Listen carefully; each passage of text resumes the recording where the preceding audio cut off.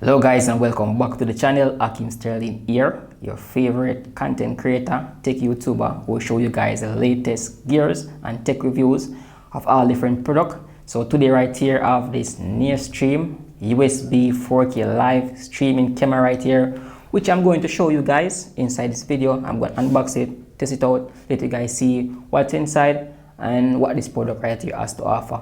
So if you're a live streamer who live stream whether from inside your studio for gaming, outdoor events, I think this is one of the best live stream camera that you guys can actually check out, and I'm going to show you guys how this thing actually works. Now just to point it out there, NearStream does send this out to me to do my unboxing and review of, so all of my opinion of this review right here is my own. So let's see.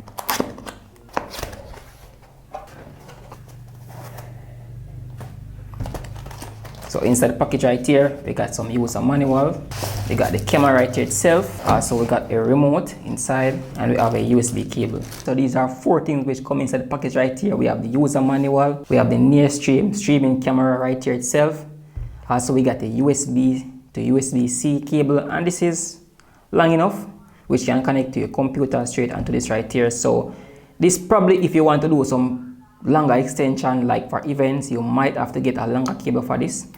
And also we have a remote control which come inside. Alright guys, so let's take a closer look at this device right here. On the front you can see we have the camera right there. It has a 10 times optical lossless zoom, so this can basically zoom in up to 10 times, and it also have a 40 times hybrid zoom, which is basically similar as the digital zoom in, so you can get a further reach with this right here. It also have a 4K UHD image quality, so you can see right here the quality of this is a 4K quality, so you can get great image quality out of this camera right here. We have this LED light indication, and to the side we have the NearStream written on there. So the material is made from plastic, and to the top right here we have the 8-port array for audio pickup. So we have 8 of them right here, so you can pick up audio, and to the side behind the box, so it's like a 360 picking up of audio right here.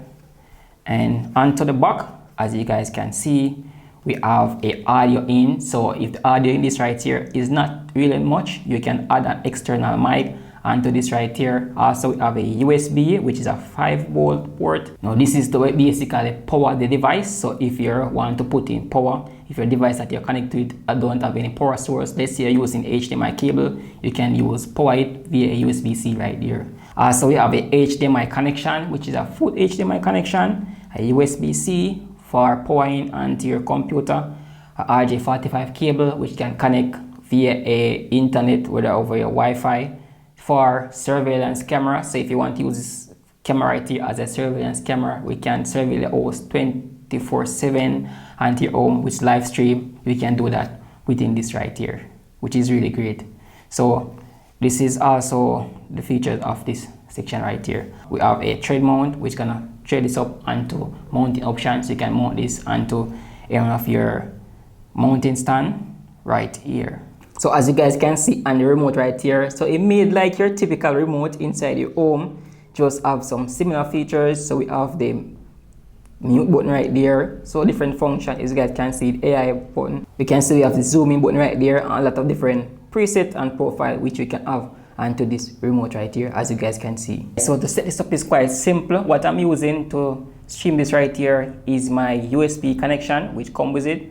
So what I've done is to connect this right here into the back of the USB into my computer for the USB connection. But as I said earlier on, you can connect it via HDMI, also an RJ45, but for this connection I'm using the USB Type-C. So once you have downloaded the app onto your Windows computer or your Mac computer, you will see the interface looking like this. Now this is the NearStream apps which you can use to like control some basic settings. Now once you have downloaded your software, this is gonna use to control things like your device. So on the tip right here you can see we can turn on flip horizontal, turn on flip vertical, depending on what you're working with. Also right here we can see we have the panorama mode, auto framing mode, which sometimes for me can be a bit annoying.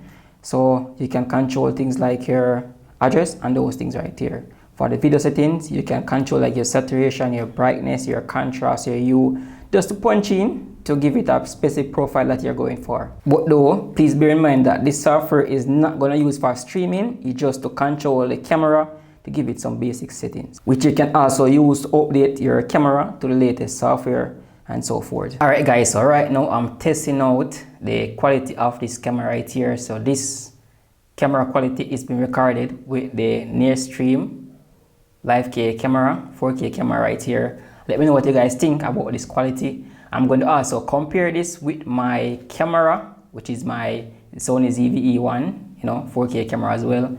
And let me know what you guys think about this quality right here for a streaming camera. Let me know if the quality of this looks really good. Yeah, so this is it, side by side of both of these camera right here. And I can say, looking at my screen right now and my computer, this looks really great as a streaming camera, great 4K quality. Yeah, so as I said earlier on, you just have a dial in your contrast, your saturation, to make the color pops a bit, depending on your settings, depending on what you're working with. So I have the remote right here, which I can use to control it. So I can use the zoom in, you can see right there, zoom out, zoom in, and there are a lot of different profiles as well. So I can basically switch to different profile which we can use. So we have the remote right here, we can mute the audio of this. And I think I love about this, when I mute the audio, it have a little red light comes on it, which shows that it's been mute. And the remote as well, we have a lot of different functions that we can put into this right here, which works really well. So this is a side-by-side comparison of these two cameras right here. Let me know what you guys think of the quality of these which comes out of this camera right here. Please bear in mind though that the software that I'm using to stream this right here from is the OBS software that I actually use to actually hold this up on. So if you want to use it for streaming, you will have to get a streaming device or a streaming software for this to actually works. And as I said earlier on, the apps that come with it, not gonna use for streaming, just to fine-tune the camera, to update it, and so forth. Alright, so my recommendation of this right here is, should you buy this device for live streaming? I said yes, depending on what you're doing. So if you're a person who have a podcast, you're a live streamer for gaming, and you want to have a headcam or a camera just to capture you while playing games, or you have a interview type video that you want to stream, you can definitely get this right here to set up with multiple camera to get those multiple angles to do your streaming. But if you are a person who like doing events, who have to move around to do those live streaming, I will not really recommend this, because you have to have a cable which hook up to this right here, because this does not support any Wi-Fi, so it's not really wireless. So if you have to move around with this, it kind of be a bit of struggles, because you have to connect this right here and put it stationary. So please bear that in mind. And also you have to have a long enough cord which can connect into your computer as well. So I don't recommend this for events where you have to move around. But like for podcasts, doing live stream of your gaming inside your room, or a content creator who just want to get a camera to just show some of your streaming, this definitely will be the one for you. So let me know if you guys find this video helpful. Remember to subscribe to this channel for more content like this. As always, I see you guys in my next video. Peace. I'm out.